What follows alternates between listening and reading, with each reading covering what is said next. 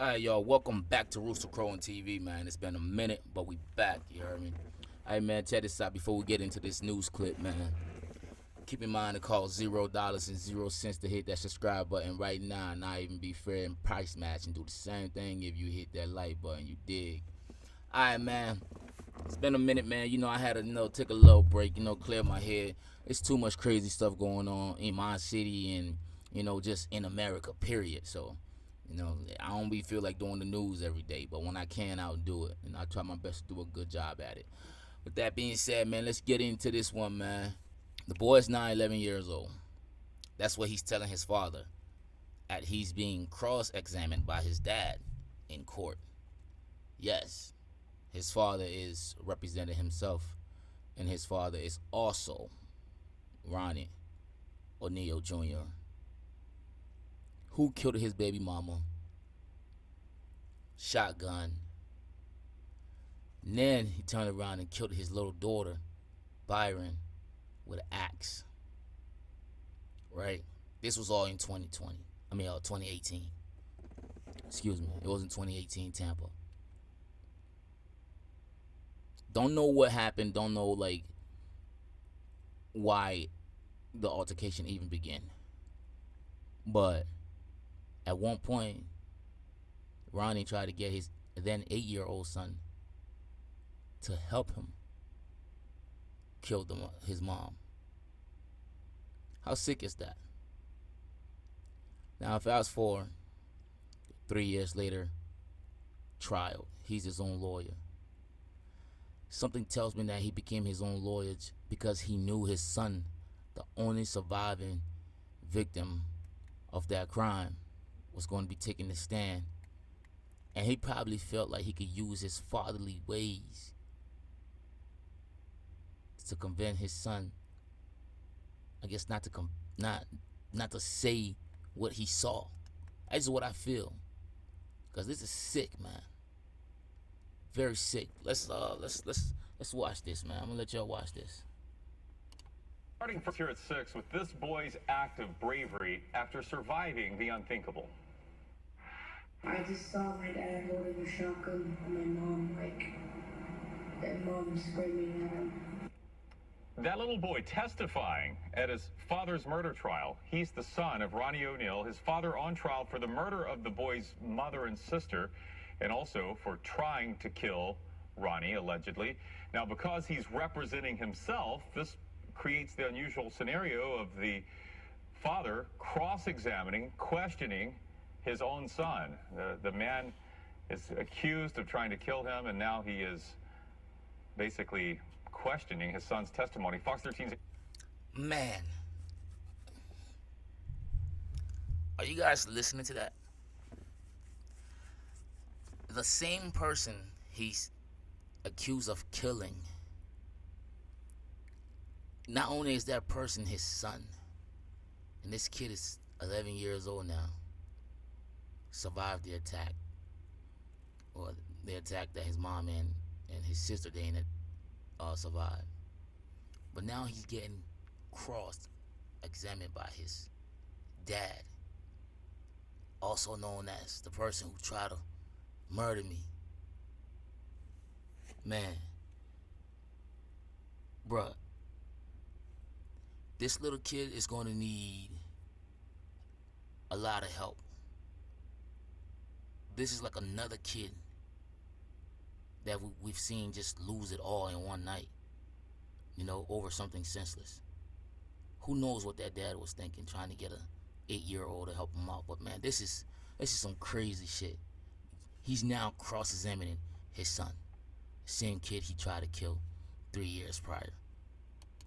Asmer is live at the courthouse in Hillsborough County. Aaron, even separated by video screen because the boy is in a remote location, this had to take incredible courage by this now 11-year-old boy. Yeah, Chris, he was incredibly brave. He showed unbelievable composure in that remote location as he gave his testimony this morning, followed and had to describe all of these horrific events that occurred that evening.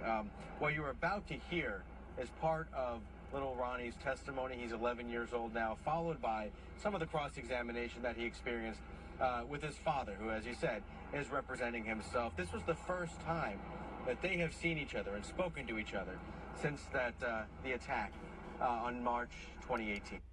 Man. State, you ready to proceed? Yes, sir. I just saw my dad holding a shotgun and my mom, and mom screaming at him. And your father? That shotgun looks so messed up. Either he beat her with it after he used it, or he just, he swung that thing. He used it to hit something or someone. Just look at it. It can't even fire anymore. You know? Shotgun. What happened next? What did he do? My mom ran in my sister's room. My mom ran in my sister's room into the closet. And then my dad said, come in here and come kill the B-word. And then my dad said, come in here and kill this. Wow. So while the mom and the sister were in the closet, those were the orders his dad gave the 8-year-old son at the time. Come over here. Come in here and kill this B. And that's the kid's mom. That's his baby mom. Damn. That's cold-blooded. Why if that kid would have actually attempted to pull that trigger or just do as his dad said? Why if? Oh, let's not get ahead of ourselves. Let's not get ahead of ourselves here, but Do you hear any shots from the shotgun before that? Yes. How many times? One. Was there a time when your mother was able to get out of the closet? She was stumbling outside, and then I just saw my dad chase her. What do you remember happening next? My dad told me to walk around and say some words. And do you remember what words your father told you to say? Allah Akbar. Allahu Akbar? Yes. Did he do something to your sister? Yes, he hit her with an axe. damn, bro. This little kid remember all these graphic details, man. Like, when you're a kid, it hits different, you know?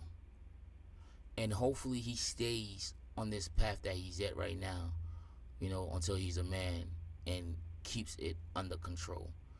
Because he kept it together, you know, through that interview.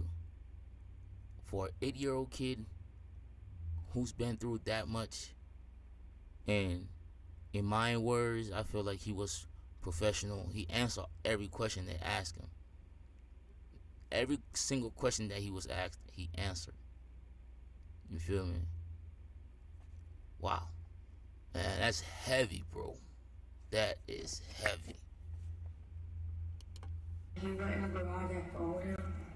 He put me on the ground, and then he had his foot on top. I was laying in my stomach, he had his foot on top of me, and he was holding me down, and he was lighting a match. And that's the dad doing that to a child, bro. Hold up. That's the dad doing that to a child. He hit her with an axe. He went in the garage. I followed him. I guess he put me on the ground. I was on my stomach. Wow. I was laying in my stomach, he had his foot on top of me, and he was So he had his foot on top of the kid's back. and he was lighting a match. Mr. O'Neal, any questions? Wow. That's the dad. Y'all just heard that. While the kid was on the ground, on his stomach, the dad had one foot on his back. And this kid was just lying there. watching or listening to his father lighting a match. Bruh. If y'all don't think we live in a sick ass world, man, especially from 3 years ago, it done got sicker. They got sicker motherfuckers than him now walking around. Excuse me. Doing right. Good. It's good to see you, man. Good to see you too. See that? Y'all see that, man? Y'all heard that? You think that kid really meant that? It's good to see you too? Something tells me that kid really meant that. I mean, he's a kid after all, man. Chances are he probably already forgive that dude. I really feel like that respond to his dad, like, hey, I don't even want to call him his dad, but to Ronnie was genuine. And I think that's what Ronnie was trying to use and feed off of when he became his own attorney. That right there, that moment right there, that connection right there. I think once he found out that his son was taking the stand, that was the reason why he decided to represent himself. You know, let's watch that again, man. He probably thought he had a chance with that if he could actually talk to his son. You know, he probably, you'll see body languages and things like that. But let's run it back. Down, and he was like lighting a match. Mr. O'Neal, any questions? How you doing, right? Good. It's good to see you, man. Good to see you too. Did you see me shoot your mom? No. Look at that. Look how he's leaning over and just kind of trying to look in that kid's face. Feel me? Pay attention to his body language. Just look what he's doing. This is the reason why he decided to represent himself. His son is the star witness. If he can get in his child's head, he can save himself. Look at the judge. I hurt you that night of this incident?